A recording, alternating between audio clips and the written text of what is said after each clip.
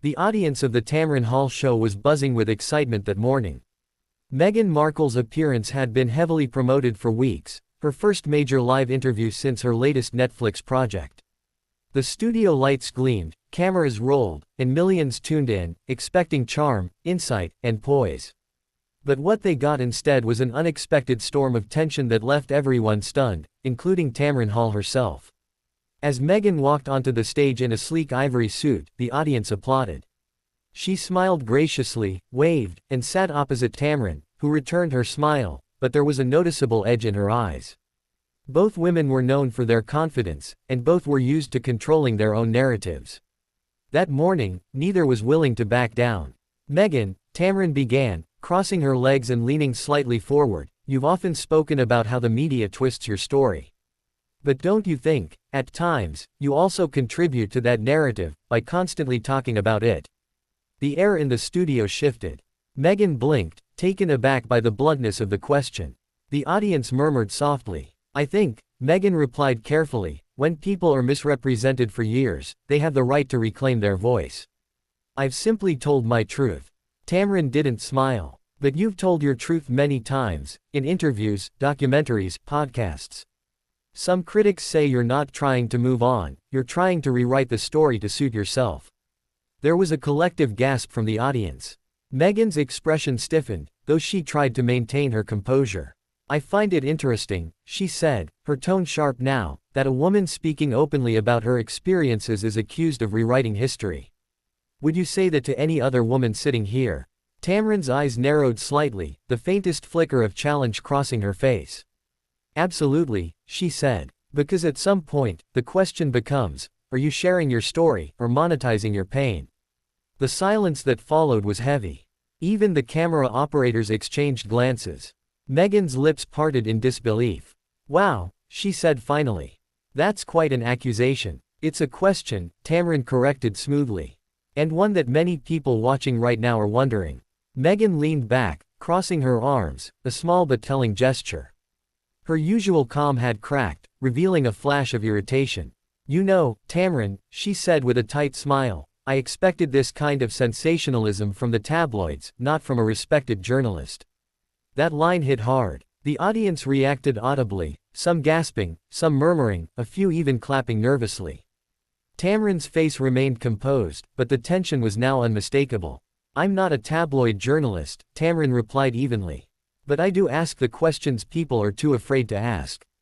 That's my job. And my job," Meghan shot back, "is to use my platform responsibly, not to please people who misinterpret my motives." The back and forth continued, each exchange sharper than the last. What had started as a promotional interview had turned into a battle of wills. At one point, Tamron played a clip from Meghan's Netflix documentary, showing her speaking emotionally about the royal family.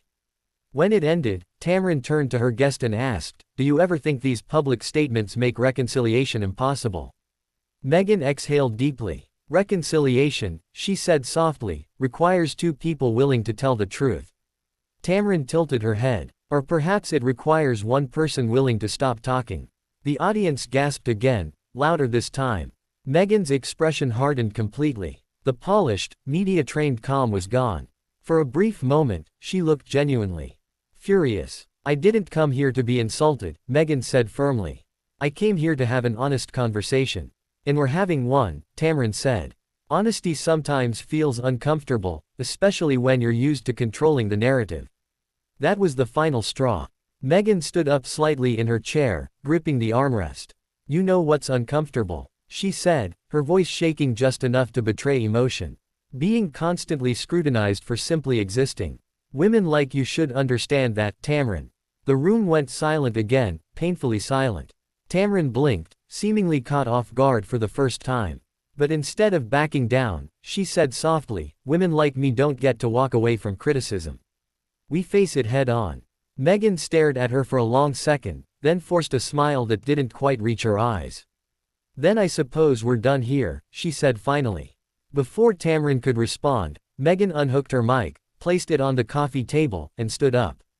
The camera caught the shock on Tamron's face, a mix of disbelief and restrained professionalism, as Meghan walked off the set, the sound of her heels echoing across the studio floor. The audience sat frozen. The producers rushed to cut to commercial, but the tension lingered in the air like static electricity. By the time the segment ended, social media had exploded. Clips of the confrontation flooded X, formerly Twitter, and TikTok. Hashtags like hashtag Meghan vs Tamron and hashtag live TV meltdown trended worldwide within an hour. For the rest of the day, headlines blared. Meghan Markle walks out of Tamron Hall interview. Royal drama on daytime TV. Tamron Hall silences Meghan Markle on air. No matter which side people were on, one thing was undeniable: the interview had turned into one of the most talked about television moments of the year. And behind the scenes, both women were reportedly furious, each believing she had been wronged, each vowing not to let the other control the narrative. The next morning, the world was still buzzing. Every entertainment site, gossip column, and morning show replayed the explosive moment when Meghan Markle stormed off the Tamron Hall show. Some commentators praised Tamron for being fearlessly direct, while others accused her of ambushing her guest. But the biggest shock came from the palace, and from Meghan herself. In her Montecito home, Meghan sat quietly in her garden, scrolling through headlines on her phone.